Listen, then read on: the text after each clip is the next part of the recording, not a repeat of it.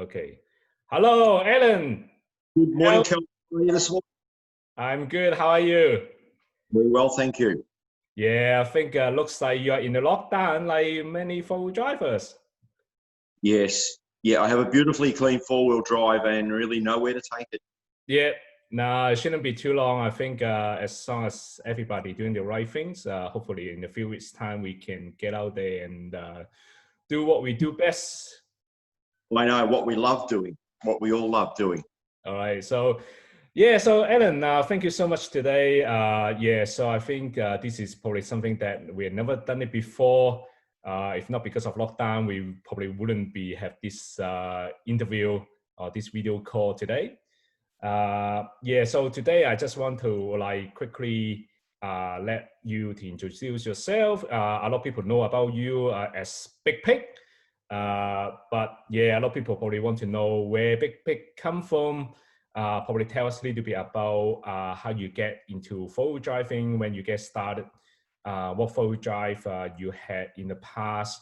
Obviously, I can see your background. You have a very beautiful wet Jeep. Yeah, obviously that probably wouldn't, it wasn't your first four-wheel drive. Yeah, that looks very nice, shiny. Yes, Sean. Looks like brand new. Like, That, start every trip with it clean. yeah. So just yeah, I think it's not very sort of like formal interview, and in fact, actually more like interrogation. Oh, an interrogation. Yeah, why you bought a Jeep? Secrets might come out here, Kelvin.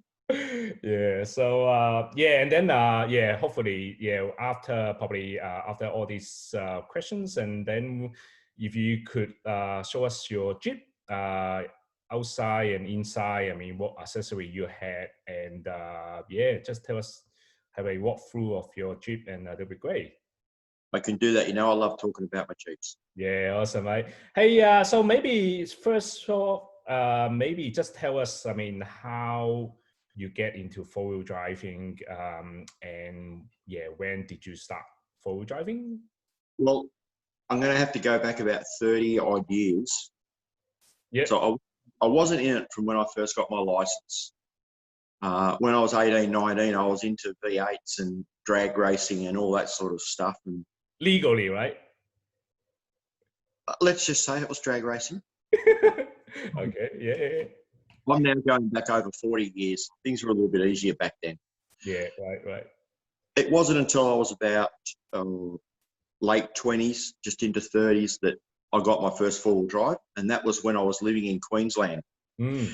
And a lot of people will be a bit shocked to know this, but I'm going to put up a photo of my first four-wheel drive. Hopefully you can see it okay. Can you get that? That is a Land Rover? Yes, it's a Land Rover. It's an early Series 3, I believe, if I can remember correctly, a petrol, four-speed. Is it white wheel? It looks like it's a white. Wheels match the roof. They were a cream colour. That's genuine colour. That was the genuine colour. It was a very beautiful, clean vehicle, but the person I bought it off said to me, do not take it off-road because the chassis is rusty. Yeah. It didn't stop me back then. Mm. I did those four-wheel driving North Stradbroke Island. Yep.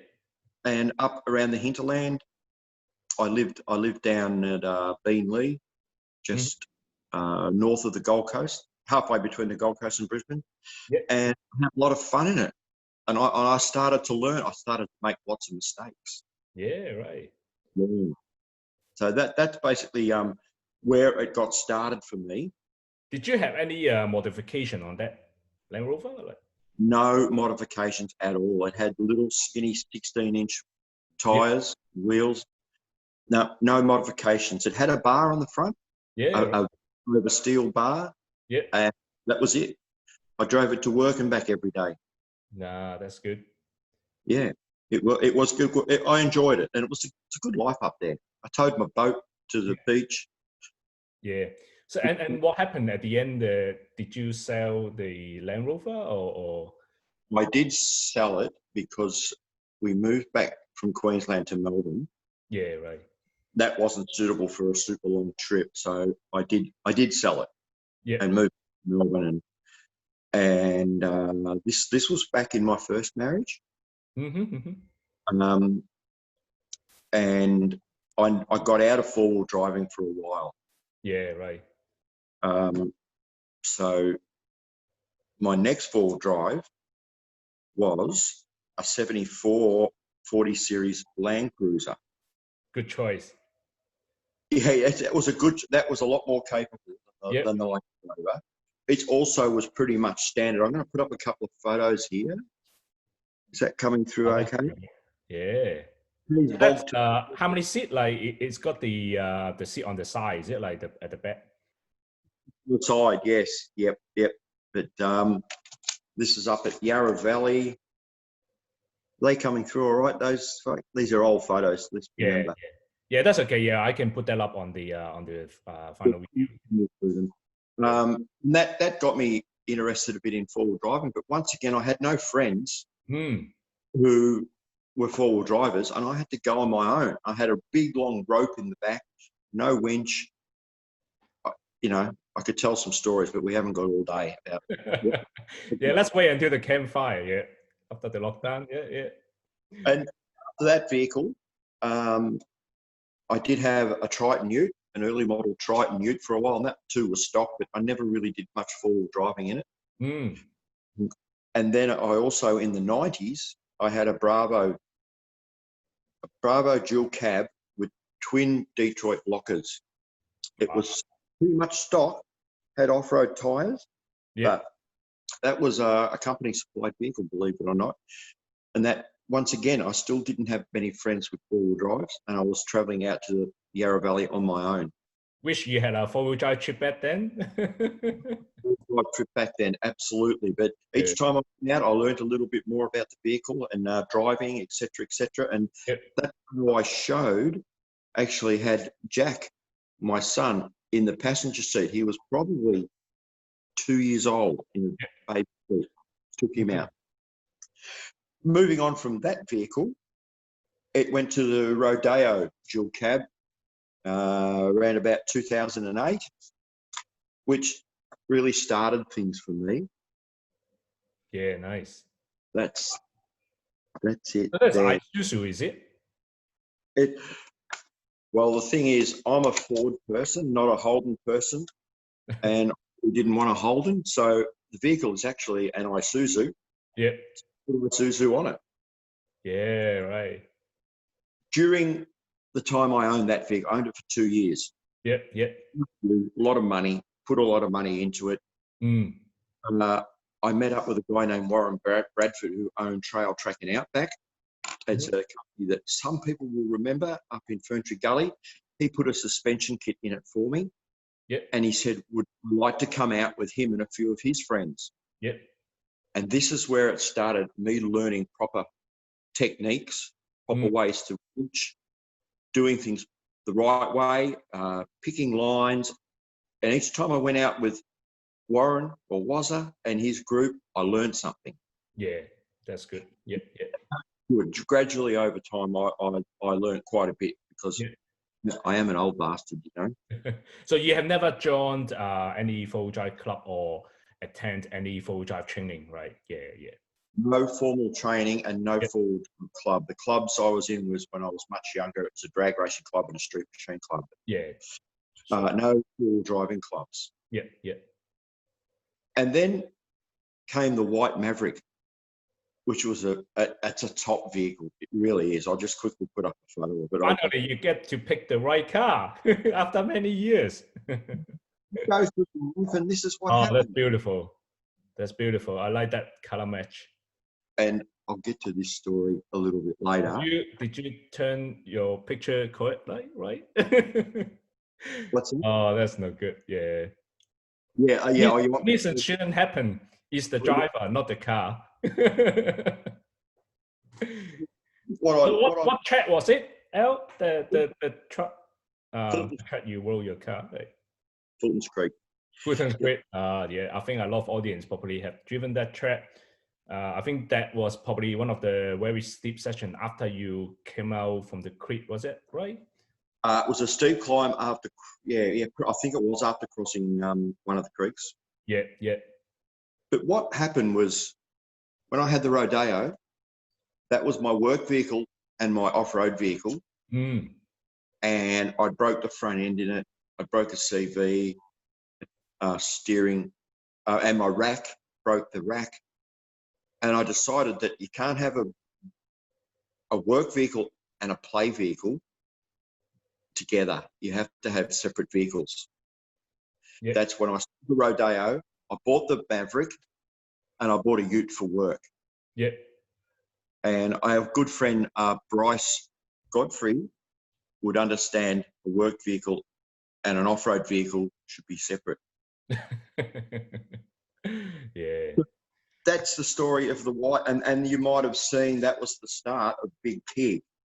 Yeah. Rego play. Yeah. So maybe, yeah, quickly tell us, tell us how the Big Pig, how this name came from. Because when I first met you back in I think 2013, I thought it was your company. It turns out to be a different story. Like How it started was a friend of mine was racing in winch, off-road racing, winching. Yep. And he had Big Pig Racing. He called it Big Pig Racing. He made up some stickers. He had some jackets made up, and I bought a jacket, and I was supporting him as much as I could. And if you see this, you see the sticker on the window. I don't know whether you can read. I can see it. Yeah. That was Big Pig, Big Pig. And people started calling my four-wheel drive Big Pig from that sticker. Yeah. And that rolled on from there. My wife started calling it the Pig, because everyone was calling it Big Pig. And she actually bought the plates for my birthday. Wow. And they went onto the white Maverick, and they were on there for about 3 or 4 weeks before I put it on its side. I thought, no. No. Then I moved on. I bought that wreck back from the insurance company, and I bought a red Maverick, and I swapped everything over. Absolutely. One. Beautiful. And that's got a bit of Sandy Bowman's workmanship in the front bar. He built that bar for me. I think his company name wasn't Oz 4-wheel drive back then, wasn't it? I think it was Australian 4-wheel drive. Look, I couldn't be sure to be honest. I couldn't be sure. Yeah, Sandy from so that's the red one. Yeah. That took me all the way through to what most people will probably know as Go to the dark side. JK Wrangler, the black and green JK Wrangler. This is a dirty old photo, but this is Cape. This is up the top of Royalty Beach. Yep. That vehicle drove from Melbourne all the way to the tip, and it towed a camper trailer from Brisbane all the way to the tip. That's beautiful, Jeep. That for nearly 6 years, and that was a very capable four-wheel drive. No, that's good. And then obviously you had that JK for a few years. Put a lot of money upgrading it and modification, right? And then now you have the beautiful Jeep behind you, and that will be We'll get to that one in the next part 2 of this interview. So stay tuned. Yeah. So I think let's move on to another thing I want to ask you is. I mean, obviously, like many four-wheel drivers, I mean, there's always a way to improve your four-wheel drive by upgrading the accessories. I guess, I mean, there's really so many choice out there, right? So what is your best accessory you cannot live without, right? So think about it, like there's so many choice out there. Like there's one thing, let's say, for some reason, you have to just pick one of them that to keep on your four-wheel drive, like what would that be? Very hard to pick one, Kelvin. Come on, tell us. Camping or traveling, it's hard to pick between the travel buddy, my fridge, or my awning. Yeah. But if I'm going on off-roading, like more serious off-roading, it's hard to pick from good quality tyres, and a winch or recovery gear. But you know, if I had to put all those things together, since I've had the travel buddy, I wouldn't be without it. No, that's good. I certainly looking forward to getting a full travel buddy. Like It's a little oven. yeah, yeah. Just have to find a space to fit that at the back, and then have Yes. two battery setup. Yeah, Yeah. So look, that's a bit of a cross section of what I class as my best accessories. yeah, Travel buddy is absolutely brilliant. yeah. No, that's good. That's good. So People that is the first accessory they should buy for their four-wheel drive. By the way, that's probably closer to the last accessory. But once you have it, you'll never. yeah, nah, I always the way I choose is always try to find the accessory that I can give excuse to my wife that like everything is for safety. Like if I can tell her that the travel buddy is for safety, uh, Yes. she wouldn't say no.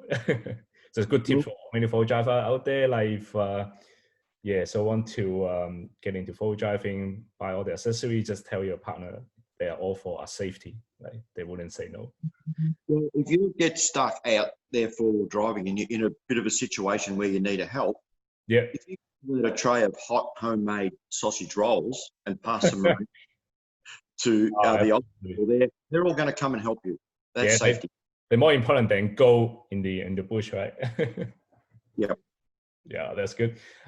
Yeah, so you obviously, I mean, you've been forward driving for so many years. Tell us, how do you plan your trip? Like planning trip, I know myself. I mean, usually I put a lot of time planning the trips. Usually, like on a long weekend trip, it may take me probably a couple of weeks to plan. Yeah, tell us how do you plan your trips? Is there any tips that you can give to some of our forward drivers? Well, the first thing I would do if I'm thinking I've got a weekend spare in a few weeks, let's have a trip. Mm. Up a few of the rooftop maps, spread them out over this table that I'm sitting at in my garage, in my workshop, Yep, yep. and just start to have a look at what I might want to see tracks I haven't been on, or it could be tracks that I have been on that I want to go back and have another look, and also take a group of people with me. Yep. So, I spread the maps out. If it's applicable, I will call up the local information centre and ask them to send out some information packs so I can hand it to the participants, the members who come on the trip. Yeah, that's very good. Yeah. And also, I like to set the difficult. I like to work out, if I can, looking at the maps, but from past experience, I can usually tell whether it's going to be difficult track or medium or easy, and what you need. And also like to set a number for the amount of participants that can join this trip. Yeah. The harder the track, the less participants. That's the way I feel. Yep. And if it was a very hard trip, eight would even be too many. Yeah. And like I have a box of maps. This lives in the garage. Oh, that's handy. Yes. I also have a special drawer. We'll get to that in the next part of this interview. In the back that has maps in it. Also, it's important to, once you've set your trip, you also want to find out where the closest shops are, and more importantly, where you can get fuel, diesel fuel or unleaded, and what their operating hours are. And I try to add that in. It might not always be in the description of the trip, but I'll certainly research it and put it in the discussion. Yeah. So because some people have fire-breathing V8s, as we know, that use a lot of fuel. Yeah. Or driving Jeep, right? Not the diesel one. Jeep doesn't use a lot of fuel. Yeah. No, it's definitely good tips, El. I think to a lot of full drivers, I mean, planning trips is, is probably one of the most important part for any trip. Doesn't matter, it's just a day out. I mean, short trip or long weekend trips. Always over prepare, plan the trips. And I think I like the tips that you gave to a lot of full drivers, having a box of paper map. They come in very handy. Like there's a couple occasions in the past that when I was leading a trip, my tablet actually it malfunctioned. and I couldn't reboot it. And yeah, I just lost all the mapping. And luckily, yeah, I had the paper map that can help. Yeah, so, paper map. Yeah, and I think you also touch on that, like asking the local authority, like the park ranger, I think get the latest information. I think that's very important as well, because a lot of time the paper map or the electronic map or the information on the internet, it may not be the most up to date. Having been able to talk to a local ranger is yeah, extremely valuable. I think those times should not, like yeah, you shouldn't skip. If possible, just give them a call. It's free anyway. So yeah, definitely very Right. And the information is are really good. If you ring them up and you don't tell them, yeah, a bunch of hardcore four-wheel drivers up to the high country. You say, I'm leading a tour group through this area. Yeah. Can you send us some information? There'll be eight vehicles on this tour, and they'll package it all up and they'll post it to you. Yeah. It doesn't government pay for it, whether it's local or other. No, fantastic. I think I remember you lead one of the trip to Rover at South Australia. Yeah, I remember the information center. They prepare like I think we have 15 vehicles on that trip, and you prepare like 15 pack with all the map and all the guidebook and everything in each pack. Yeah. Got one of those packs right here. Yep. Back. Little bag. Ah, yes, I remember this one. Yep. Yep, and that's got all the information that you need inside it. So they're free. They don't cost, and they're especially the road one is especially good because it's full of all the maps, the beaches, and where you can enter and exit, etc. Yeah, maybe I think we probably can have another sessions just to talk about planning trips in the future. But yeah, I think certainly there's lots of things to discuss. So have you done, I mean, I saw the picture, you towing a trailer. I think that was one of your big trip, was it? Yes, that was one of the trips to Cape York. Yeah. Over the journey, I have been lucky enough to have 2 expenses paid trips to Cape York. Yep. Both were, first one was filmed for MDC, and the second one was with MDC, but it went to Creek to Coast. That was on television. The first one was with the red Maverick. Yep. And the second one was with the black Jeep, as you saw, and they were brilliant trips. Lots of. If I wanted to see Cape York, I wouldn't do it the way that I done it, but I was asked to come along and help and join in and add my 2 bobs worth, and I did. But it was rush. We were in and out of Cairns in 8 days. Yeah, that's very short time. Yeah, and the second time I think we were in and out of Townsville in 8 days. So that was even bigger rush. Yeah. Something like. But other than those 2 trips, I've done many trips. I've led a couple of trips. You've led a trip or 2 to Beachport Road, or Milton, down in through there, and to travel the beaches of South Australia. And that's once you've done it once, you will go back and do it again and again, especially Beachport to Road. Yeah, it's the views, the coastline, the beaches, the sand dunes. It's something us Victorians don't know much about. Yeah, I think we are definitely very lucky, right? Like I think we have some of the most beautiful area in Australia with the high countries, and then we have the rope. Yes. And you can drive on the beach. You can drive on the sand dune, which is only like six hours drive from Melbourne. Yep, that's it. Yeah, not over the border. It's a beauty. Yeah, there's another place I remember I went with you a couple of years ago to Carpenter Rock. There was epic. First time we got onto the beach, it was so soft, and the Land Rover got stuck. And the problem with that, I think that Land Rover 3, it couldn't. There's no button to turn off the traction control. So yeah, driving on the beach, I think to a lot of old driver, Al, you can also mention like you may want to turn off the traction control because you want to get the most power from the wheel. So yeah, what happened to that Land Rover? I may still have some photo. I can post it up soon. Yeah, it just get. I mean, the engine get cut off, and every time when you try to throttle, and yeah, it just constantly gets. And then I think the tire was coming in. Yeah, it was less It was than our away. the first time we went over there. Yeah. No, that was epic. Yeah. If I'm organising a trip over to Robe and Beachport in that area, I will look up the tide times Yeah. and say to people, right, we've got a late start this morning, or we want to be out of our camping area by 7 o'clock. You've got to work the tides. Yeah, that's right. That's right. But the problem is, I mean, the challenge with again, we can probably have another video on talk about like beach driving. I think the challenge with the beach driving obviously is like there's so many entry and exit, and sometimes you get into the entry without knowing that part of the beach is very narrow, and the only way to get out is to find the next exit. Right? It's very hard to make a U-turn to turn around, and then when you have a vehicle. Yeah, that sort of like not capable of running. I mean, driving a soft sand become definitely challenging. Yeah, I think that would be very interesting. Let's organize another session to talk about beach driving.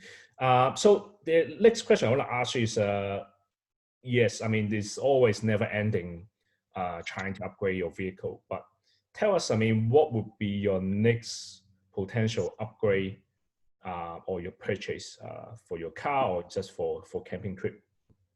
Well, something I've had on every vehicle, nearly every four-wheel drive I've owned, is a snorkel.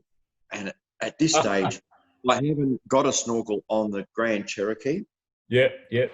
Fitting depth is quite high. We did a trip just recently, Kelvin, where you noticed, oh, that could be a bit too deep. But as it turned out, it was fine. It was, you just had to attack the rivers a little bit differently. Yeah.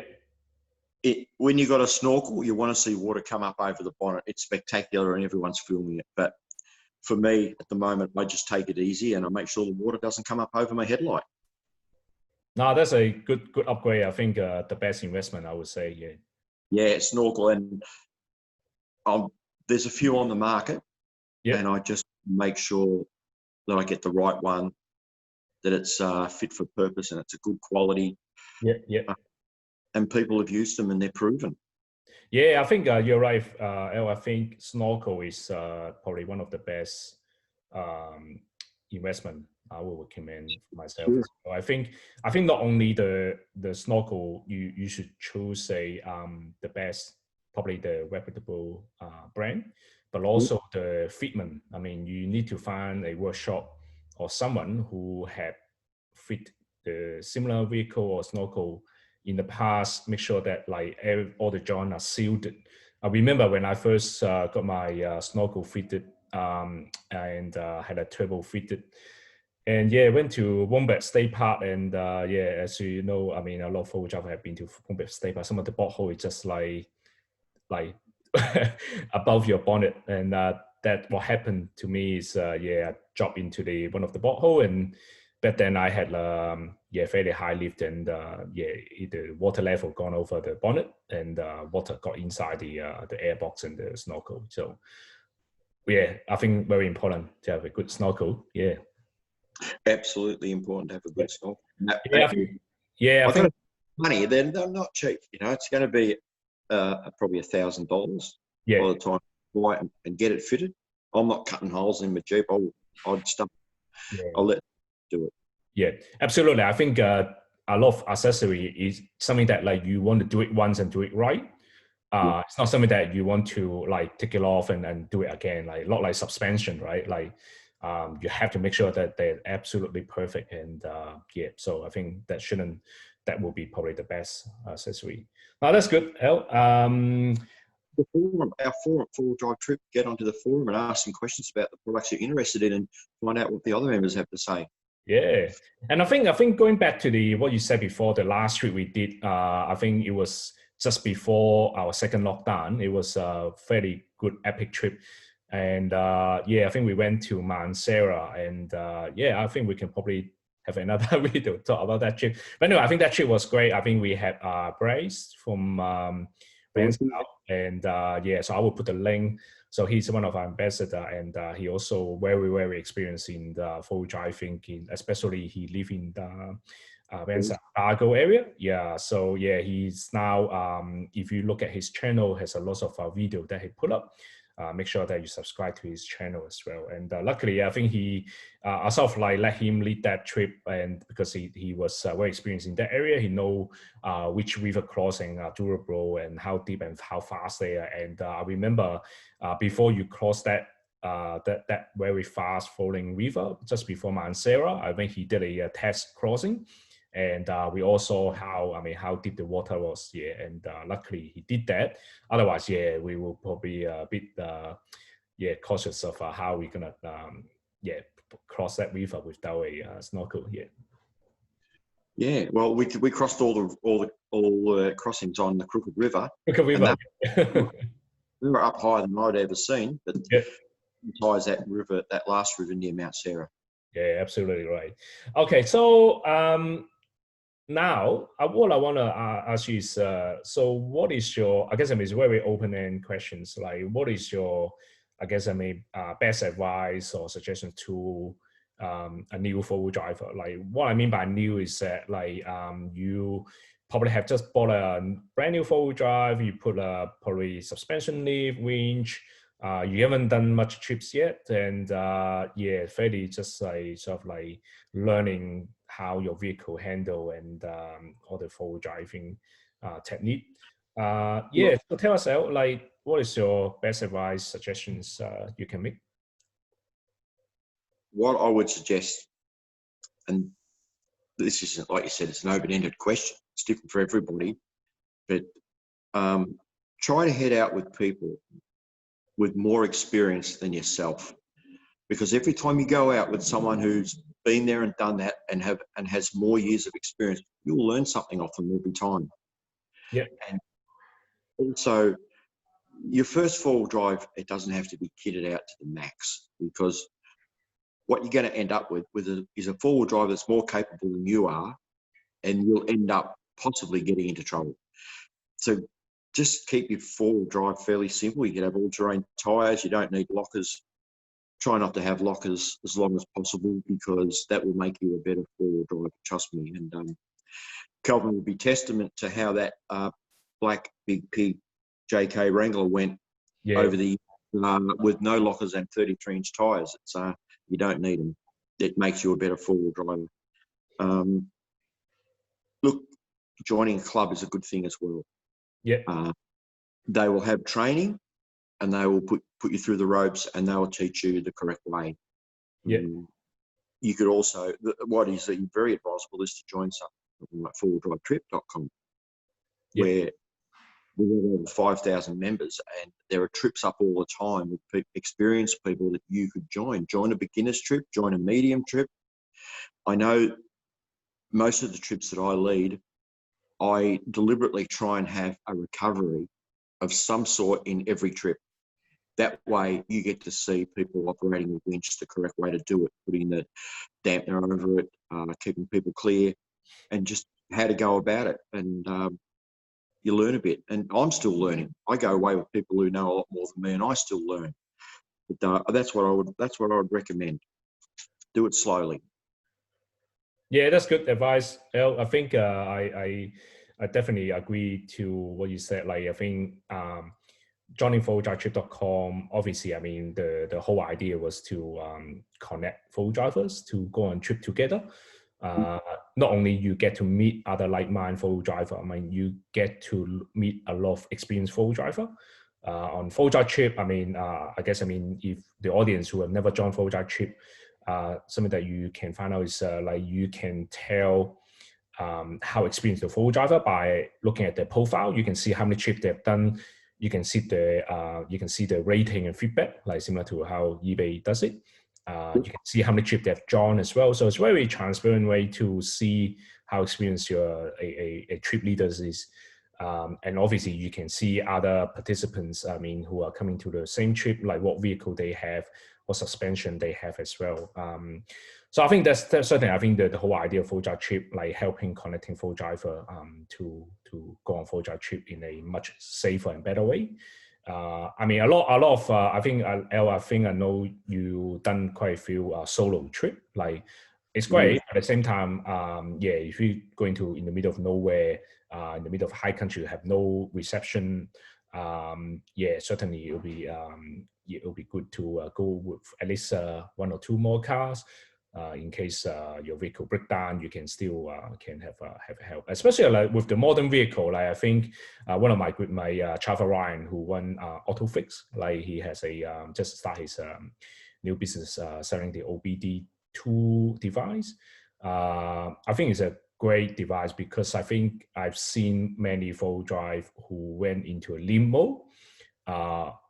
For some reason, like it could be because got moisture after river crossing, or just for some reason it's just got into limbo, and you just have got nothing, nothing you can do about it. Like so, imagine you're stuck in the middle of nowhere and you've kid at the bed, and yeah, you need to get out. Like and having those devices extremely important. Yeah.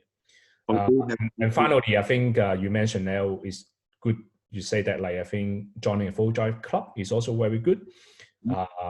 And yeah, just I mean, unfortunately, I mean when I was younger and full driving, I didn't have chance to join the full drive club because there wasn't any full drive in my area. But I certainly know a lot of members who are full drive club member as well. Like certainly, I mean you get to experience different type of full drive trip. You get to learn. I think you learn a lot from those club members. You can always join the club, but at the same time, yeah, you can also join full drive trip at the same time. There's no one way or the other. Like all the tracks are the same. Like full driving should be for everyone, right? In fact, I mean, Elle, I don't know whether I mentioned to you, we also now partnering some of the full drive club, and they will start using full drive trip to organizing the trips as well. So we can, yeah, absolutely. On platform for that. Yep, absolutely. Yeah, because I think for us, I mean, really help bringing full driver, and we provide the platform for them to organizing trip in a much better way, like rather than just using Facebook group. Like because the Facebook group, I mean, there are many things you cannot do. You cannot limit the vehicle. You cannot limit the vehicle size, and especially recently, I mean, with the COVID, you can only have social gathering like no more than 10 people, right?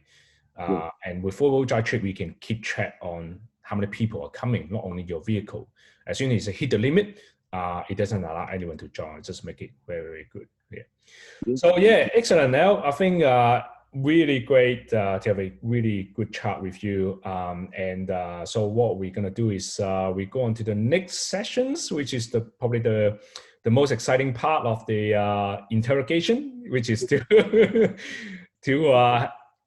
have a walkthrough of your Jeep Big Pig, new Big Pig, and just tell us, yeah, all the accessories you have. That'd be great.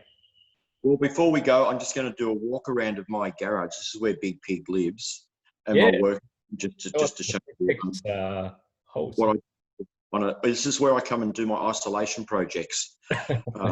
Yeah, it's a 4-car garage. It's underneath the house I live in. Yeah. I'm flick this camera around now, Kelvin.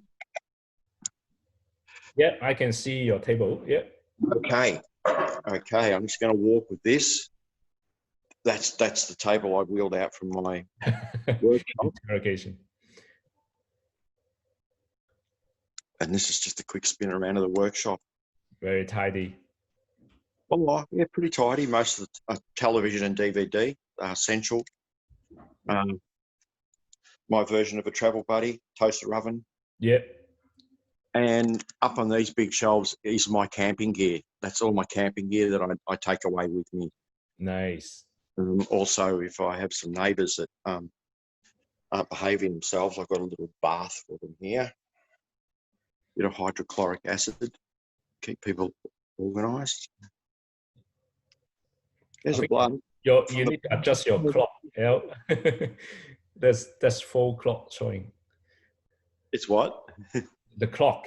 Like, I think you need to put. Oh, don't worry about the clock. Yeah, 4 o'clock. That will remind you 4 o'clock check, right? Yeah, the 4 o'clock track. Yeah, and it just gives you a bit of a look. That's tidy. Just going around. The way it's set up, we do get 3 cars in here.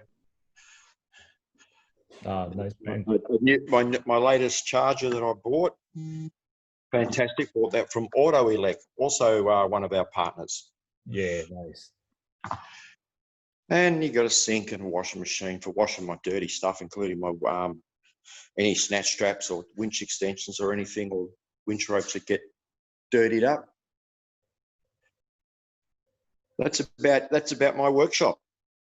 Excellent. Now, for showing us the beautiful garage.